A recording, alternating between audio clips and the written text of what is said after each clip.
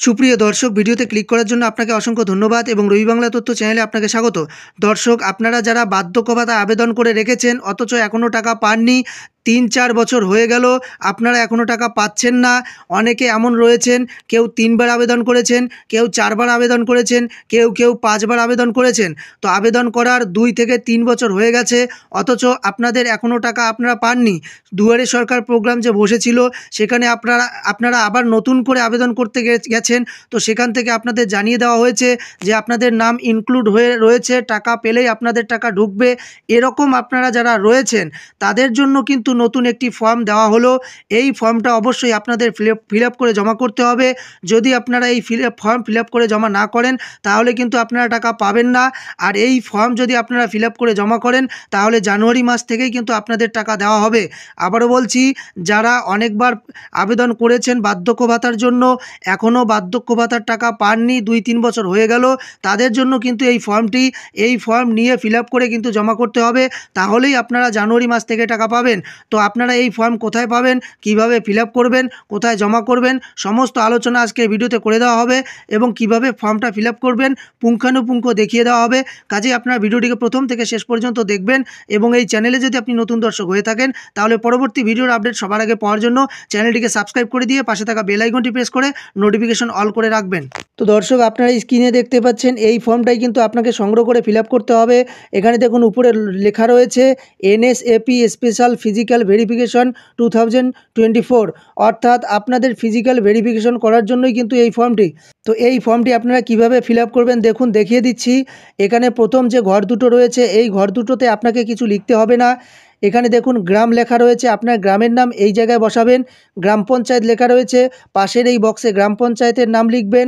তারপরে আপনার কোন ব্লকে রয়েছেন সেই ব্লকের নাম লিখবেন। তারপরে ডিস্ট্রিক্ট, এখানে এটা কোচবিহার জেলার ফর্ম, এই জন্য এখানে কোচবিহার লেখা রয়েছে। আপনি যে জেলার সেখানে এই ফর্মে সেই জেলার নাম লেখা থাকবে, যদি না থাকে তাহলে আপনি আপনার জেলার নাম লিখে দেবেন। এরপরে দেখুন পরে লেখা রয়েছে বেনিফিশিয়ারি নেম, অর্থাৎ আপনার নাম এখানে বসাতে হবে।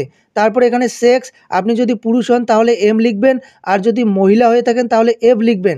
এবার এখানে দেখুন F/H নেম, অর্থাৎ ফাদার হাজব্যান্ড নেম। যদি পুরুষ হয়ে থাকেন তাহলে অবশ্যই বাবার নাম লিখবেন, আর যদি মহিলা হয়ে থাকেন তাহলে অবশ্যই এখানে স্বামীর নাম লিখবেন। আর এখানে রিলেশন লিখতে হবে, অর্থাৎ যার নাম এখানে আপনি লিখলেন রিলেশন কি হয়। যদি আপনার বাবা হয় তাহলে ফাদার লিখবেন, আর যদি আপনার স্বামী হয় তাহলে হাজব্যান্ড লিখবেন। এবার হেড অফ দি ফ্যামিলি, এখানে হেড অফ দি ফ্যামিলির নাম লিখবেন। তো অবশ্যই আপনারা এখানে নিজের নামটাই লেখার চেষ্টা করবেন। তারপর হচ্ছে মেরিটাল স্ট্যাটাস, এখানে মেরিট লিখতে হবে।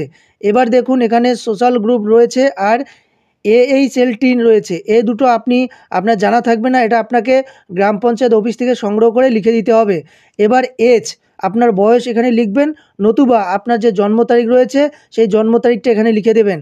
এই ঘরে আধার নম্বর বসাতে হবে, আপনার 12 সংখ্যার আধার নম্বরটি এখানে বসাবেন। এবার দেখুন ওয়েদার অ্যালাইভ, এখানে ডেট অফ ডেথ দেওয়া রয়েছে, অর্থাৎ যদি বিধবা ভাতার জন্য আবেদন করেন তাহলে আপনার স্বামী যে মারা গিয়েছেন তার ডিটেলস এখানে দিতে হবে। কতদিন মানে এখানে whether still resident in the GP, এই জিপিতে কতদিন ছিলেন বা আছেন এটা লিখতে হবে। এবার weather recipient of others pension, আপনি অন্য কোনো পেনশন, অন্য কোনো ভাতা পান কি না সেটা উল্লেখ করতে হবে। এখানে অবশ্যই আপনি নো লিখে দেবেন। তারপর এখানে হচ্ছে ডিসেবিলিটি স্ট্যাটাস, অর্থাৎ যারা প্রতিবন্ধী তাদের জন্য কিন্তু এই কলামটা। এখানে টাইপ লিখবেন, কোন ধরনের প্রতিবন্ধী সেটা লিখতে হবে, কত পার্সেন্টেজ সেটা লিখতে হবে। ডান দিকে এই জায়গায় এখানে মোবাইল নম্বর লিখে দিতে হবে, আপনার 10 সংখ্যার মোবাইল নম্বর এখানে বসিয়ে দেবেন। এবার দেখুন ব্যাঙ্ক ডিটেলস এখানে লিখতে হবে, ব্যাংকের নেম অফ ব্যাংকের নাম এখানে লিখতে হবে। তারপরে হচ্ছে ব্রাঞ্চ, আপনার ব্যাংকটা আপনার কোন ব্রাঞ্চে সেটা লিখতে হবে। এবার অ্যাকাউন্ট নম্বর খুব সুন্দর করে এখানে অ্যাকাউন্ট নম্বরটি লিখে দিতে হবে। IFSC কোডটি খুব সুন্দর করে বসাতে হবে। এবার হচ্ছে এখানে পাশাপাশি দুটো বক্স রয়েছে, এখানে হচ্ছে লেফট থাম্ব ইমপ্রেশন, অর্থাৎ এখানে বাঁ হাতের বুড়ো আঙ্গুলের ছাপ বসাতে হবে। আর এখানে হচ্ছে সিগনেচার অফ বেনিফিশিয়ারি, এখানে বেনিফিশিয়ারি সই করতে হবে, অর্থাৎ আপনি এখানে সিগনেচার করে দিবেন, সই করে দেবেন। এবার আপনারা যারা সই করতে পারেন না, নাম লিখতে পারেন না, তারা দুটি ঘরেই আপনাদের বাঁ হাতের বুড়ো আঙ্গুলের ছাপ দেবেন। তো এই পর্যন্তই আপনাদের কাজ করতে হবে, নিচে আপনাদের কিছু করতে হবে না, এটা অফিসিয়াল কাজ, মানে অফিস থেকে এই কাজটা করা হবে। তো এইভাবে আপনারা ফর্মটি ফিল আপ করে জমা করবেন। এবার কথা হলো, এই ফর্মটি আপনারা কোথায় পাবেন? দেখুন, এই ফর্মটা আপনারা গ্রাম পঞ্চায়েত অফিস থেকে পাবেন। গ্রাম পঞ্চায়েত অফিস থেকে সংগ্রহ করে নিয়ে ফর্মটি ফিল আপ করে এর সঙ্গে আপনাকে দিতে হবে 4টা ডকুমেন্টস, অর্থাৎ আপনার আধার কার্ড, আপনার ভোটার কার্ড, আপনার রেশন কার্ড এবং আপনার ব্যাংকের পাসবুকের প্রথম পাতা, এই 4টা ডকুমেন্টস জেরক্স করে এর সাথে দিতে হবে এবং সঙ্গে দিতে হবে রঙিন 2 কপি ফটো, রঙিন 2 কপি ছবি কিন্তু এর সাথে দিতে হবে। তো এই সমস্ত ডকুমেন্টস একসঙ্গে করে পিন আপ করে আপনারা গ্রাম পঞ্চায়েত অফিসেই জমা করবেন। গ্রাম পঞ্চায়েত অফিস থেকেই ফর্মটি পাবেন, ফিল আপ করে আবার গ্রাম পঞ্চায়েত অফিসেই আপনাকে জমা করতে হবে। তারপরে আপনার ভেরিফিকেশন হয়ে গেলে জানুয়ারি মাস থেকে কিন্তু আপনাদের টাকা দেওয়া হবে, এমনটাই কিন্তু আভাস পাওয়া যাচ্ছে। তো দর্শক, মূলত বুঝতেই পারলেন, আপনারা যারা অনেকবার আবেদন করেছেন, 2-3 বছর ধরে অপেক্ষা করে রয়েছেন, এখনও আপনারা বার্ধক্য ভাতার টাকা পাচ্ছেন না, বার্ধক্য পেনশনের টাকা এখনও পাচ্ছেন না, তো তাদের জন্যই কিন্তু এই ফর্মটি রিলিজ করা হয়েছে।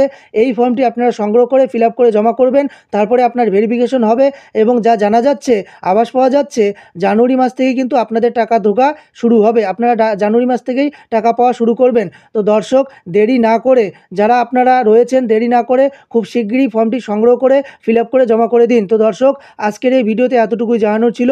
ভিডিও ভালো লাগলে একটি লাইক করে দেবেন এবং এই চ্যানেলে যদি আপনি নতুন দর্শক হয়ে থাকেন, তাহলে পরবর্তী ভিডিওর আপডেট সবার আগে পাওয়ার জন্য চ্যানেলটিকে সাবস্ক্রাইব করে দিয়ে পাশে থাকা বেল আইকনটি প্রেস করে নোটিফিকেশন অল করে রাখবেন। ভিডিওটি এ পর্যন্ত, দেখা হচ্ছে পরের ভিডিওতে। ততক্ষণে আপনারা ভালো থাকুন, সুস্থ থাকুন, ধন্যবাদ।